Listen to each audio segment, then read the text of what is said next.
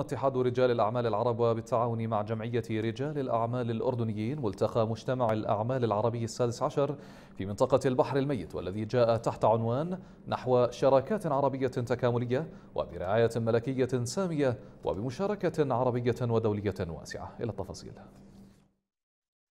نظم اتحاد رجال الأعمال العرب وبالتعاون مع جمعية رجال الأعمال الأردنيين ملتقى مجتمع الأعمال العربي السادس عشر، والذي يقيم في مركز الحسين للمؤتمرات بمنطقة البحر الميت، والذي جاء تحت عنوان نحو شراكات عربية تكاملية برعاية ملكية سامية. حضر مندوبا عن جلالته وزير الدولة لشؤون الاستثمار مهند شحاده، وبمشاركة عربية ودولية واسعة. وضع الاقتصاد العربي، وخاصة نحن قادمين على مؤتمر قمة الأسبوع القادم في الرياض عاصمة المملكة العربية السعودية.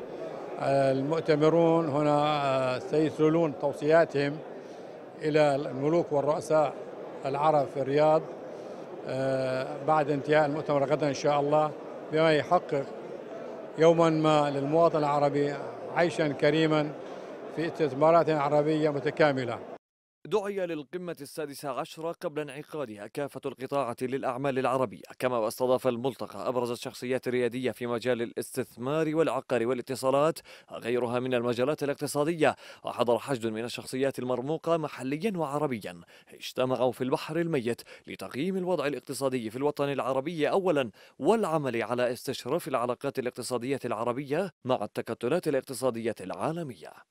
ما زالت المملكة تسعى إلى خلق أفق تعاونية جديدة بينها وبين دول المنطقة، كما وأنها تحاول جادة أن ترفض قطاع الاستثمار، والذي من شأنه أن ينشل الاقتصاد المحلي من خلال قوانين شرعت وملتقيات دولية وعربية ريادية احتضنت في عمان، لعلها تخلق حالة ارتياح عامة لدى المستثمر الأجنبي. أقيم على هامش الملتقى في يومه الأول معرض استثماري يجمع على أرضيته عدد من الشركات المحلية الاستثمارية بشتى صورها وأشكالها. زار الضيوف خلاله مقرات هذه الشركات للاطلاع على ما يمكن تقديمه أو التعاون من خلاله بين هذه الشركات المحلية والمستثمرين الأجانب.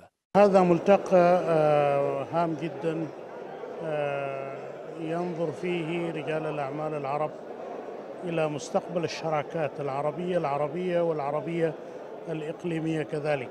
هنالك الكثير من التجمعات الآن، ينبغي على رجال الأعمال العرب أن ينتبهوا إليها، وأن أيضا يسعوا للشراكة معها.